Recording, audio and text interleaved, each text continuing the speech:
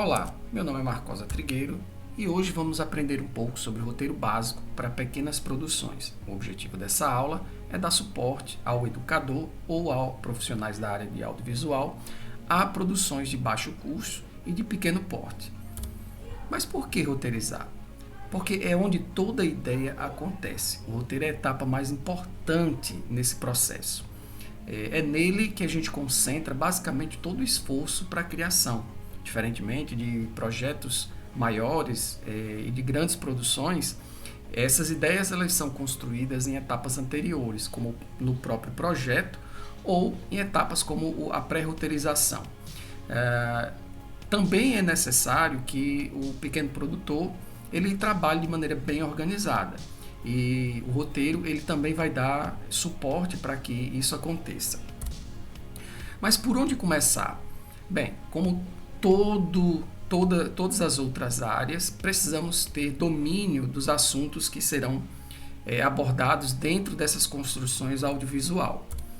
E aí temos a primeira opção para a escrita, que é o do roteiro literário. Mas o que é um roteiro literário? O roteiro literário é aquele roteiro onde construímos a ideia de maneira mais genérica, colocando a maior parte dos detalhes que forem possíveis colocar, para que o próprio produtor ou para que outras pessoas consigam enxergar ali de maneira mais genérica a produção. É aqui onde basicamente começamos a construir o nosso material. Então é necessário que a gente faça esse roteiro para podermos ter suporte para a próxima etapa da construção do roteiro, que é o roteiro de gravação.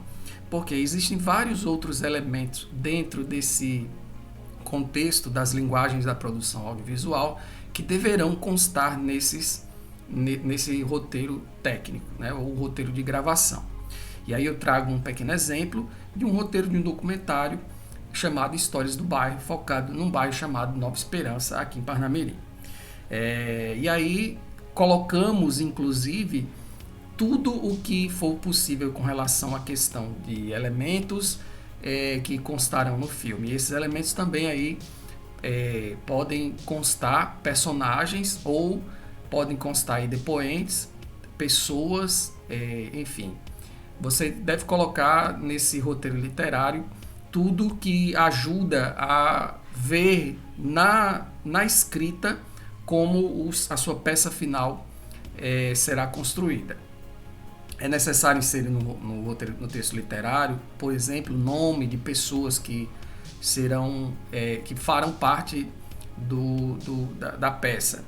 E quanto mais detalhe se coloca nesse roteiro literário, melhor para a construção do roteiro de gravação. Mas o intuito do roteiro literário é dar esse suporte para o roteiro de gravação. Aqui é para vermos, em linha geral, como o material, a peça, ela vai estar construída. Uma próxima etapa que é opcional, ela não é obrigatória, mas ela ajuda bastante ao desenvolvimento do roteiro técnico, é a etapa da escaleta, que é quando nós desmembramos as ideias que construímos no roteiro literário no formato em que pensamos as cenas acontecendo. Então, praticamente a gente escreve cena a cena o que aparecerá em termos de imagem na nossa peça.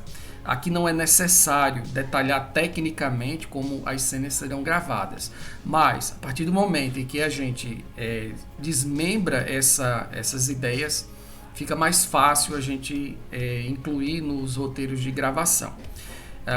Em um outro momento eu vou trazer uma aula sobre essas diferenças entre cenas, sequências, planos, e vamos ver que tipos de planos, que tipo de ângulos podemos incluir nessas produções. E vocês vão aprender que existe razão para cada elemento desse que a gente tem dentro desse aspecto das unidades básicas da linguagem audiovisual. E aí a escaleta ela é uma sugestão, ela é uma opção de pré-montagem do roteiro de gravação. Em alguns processos mais simples, nem é necessário você escrever o roteiro de gravação. A escaleta mesmo ela resolve para o processo de produção também, quando esse é muito pequeno. E aí a gente parte para o roteiro de gravação, que é o roteiro técnico, que é onde a gente planeja cena a cena, corte a corte, tudo que vai aparecer na tela. Aqui é importante que a gente pense, né, como as coisas acontecerão, tentando ver esse filme na nossa cabeça. Então a gente tenta assistir através do roteiro literário e a gente vai aqui organizando como a gente pensa em termos de imagem e som esse material. Aqui planejamos como as imagens entrarão parte por parte, sem necessariamente levar em consideração a sequência temporal, que é outro aspecto que é bacana no roteiro de gravação. Se você sentir a necessidade, aí é uma questão de organização, de gravar a cena final por alguma razão, tá? Seja lá qual ela for, você pode gravar a cena final, você pode gravar a cena do meio, tá certo? Porque esta etapa aqui não é mais para você visualizar como a peça ficará. Essa é a etapa apenas para você gravar, para você produzir. Diferentemente do esqueletamento, né, que na verdade a palavra é de esqueletar mesmo, você construir um esqueleto para você enxergar na linha temporal como ficará cena a cena. O objetivo da escaleta é que no final você enxergue de maneira temporal como isso acontecerá.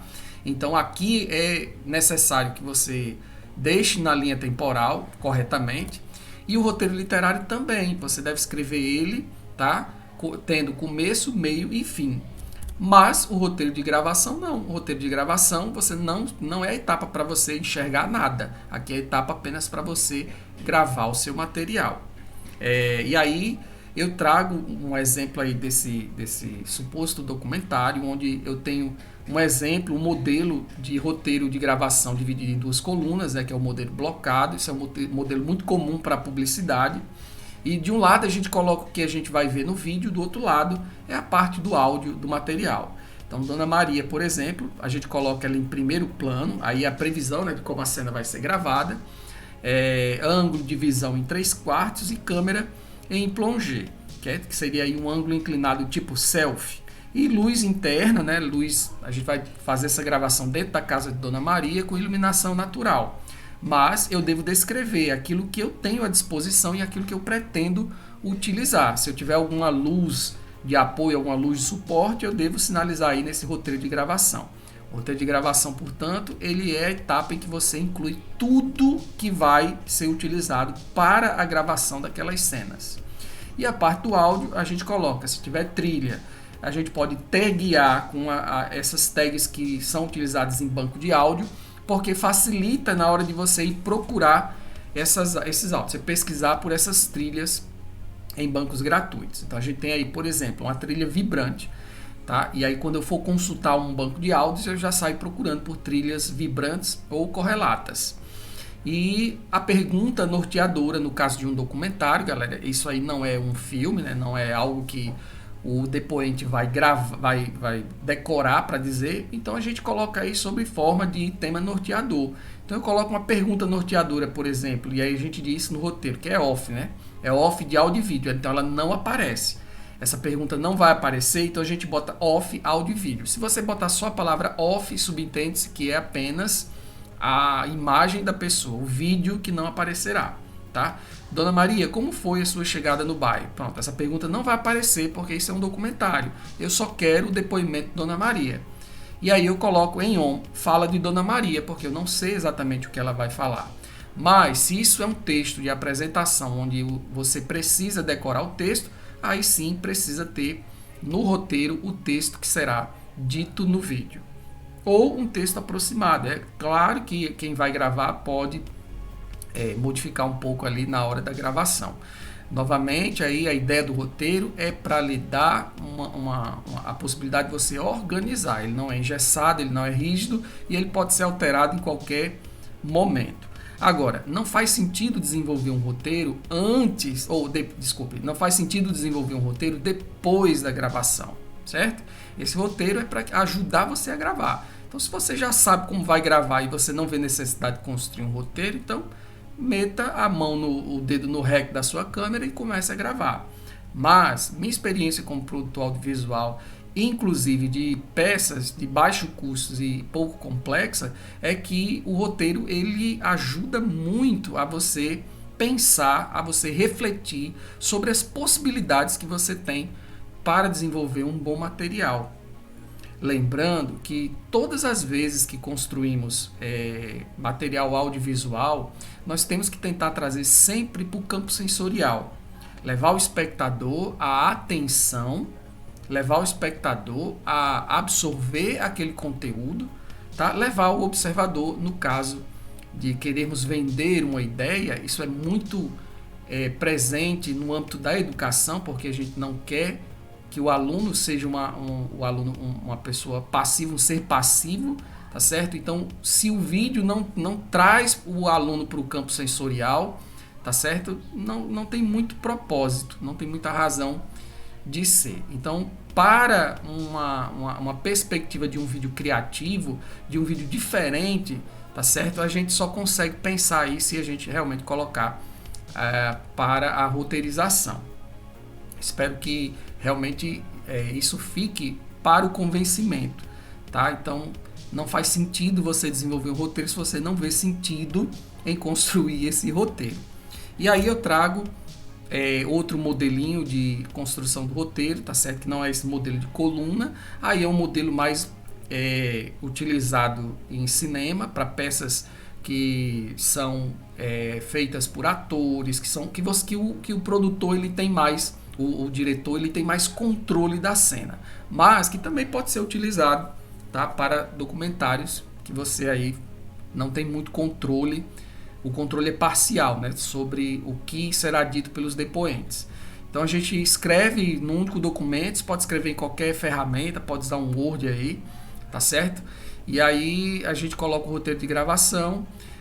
No início a gente coloca o áudio, né, trilha vibrante aí com o tag do banco de áudio, e logo em seguida a gente inicia, né, atribuindo aí cena a cena o que vai acontecer. Cena 1, né, eu boto a pergunta norteadora, Dona Maria, como foi a sua chegada no bairro, e não precisa sinalizar aí o que Dona Maria em on vai dizer, né?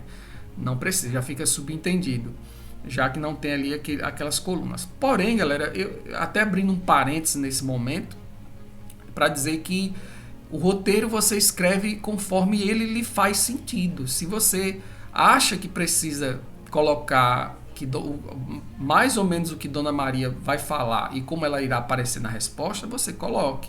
Detalhe o máximo que você puder, tá? Para que você consiga gravar sem cometer erros, tá certo? E aí, nessa primeira cena, nós temos aí, ó, duas imagens, ó, Dona Maria em primeiro plano, ângulo de visão 3/4, câmera em plongé, ângulo inclinado tipo selfie, luz interior e iluminação natural. Desculpe, uma única imagem, né?